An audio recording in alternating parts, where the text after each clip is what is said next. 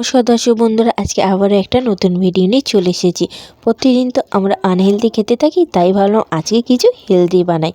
যারা যারা বিট গাজর খেতে চায় না, ভিডিওটা তাদের জন্য। অবশ্যই কিন্তু ছোট বাচ্চা কিংবা বড়দের জন্য, অনেকেই আছে খেতে চায় না। এইভাবে বানিয়ে দেখো, নিশ্চয়ই হাত চেটে পুটে খাবে, মানে ভাজাটা পুরোই খেয়ে নেবে।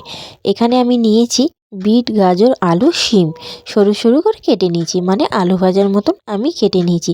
কেটে ভালো করে ধুয়ে নিয়েছি, পরিষ্কার করে নিয়েছি। কড়া বসিয়ে দিয়ে দিলাম এখানে 4-5 চামচের মতন সর্ষের তেল। তেলটা অল্প দিয়েছি যেহেতু হেলদি হবে। এখানে আমি দিলাম 1 চামচের মতন গোটা জিরে, একটা শুকনো লঙ্কা আমি ভাঙিনি, গোটাই দিয়েছি। একটু ভাজা হয়ে গেলে আমি দিয়ে দিলাম একটা গোটা পেঁয়াজ। পেঁয়াজটা নাড়ি চাড়িয়ে ভালোভাবে ভেজে নিতে হবে। এদিকে আমার পেঁয়াজটা কিন্তু অনেকটাই ভাজা হয়ে গেছে।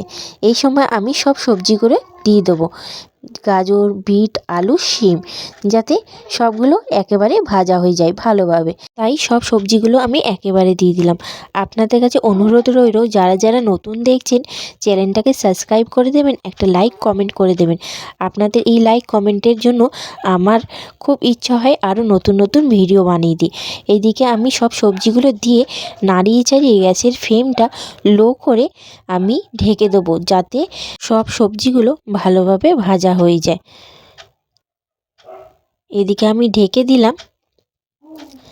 5 মিনিট পর আবারও খুলে নাড়ি চাড়িয়ে নেবো, যাতে কড়াটা না ধরে যায়।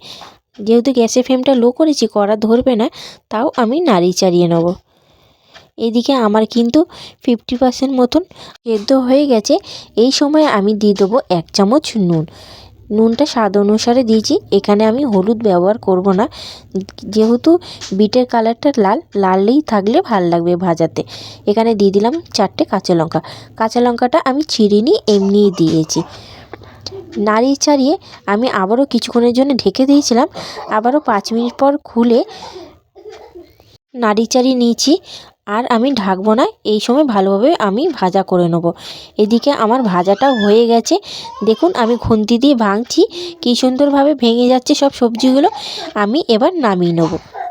এদিকে আমার রেডি হয়ে গেছে আলু, বিট, গাজর, শিম ভাজা। খেতে কিন্তু দারুণ হয়, বাচ্চাদের জন্য কিন্তু খুব উপকার।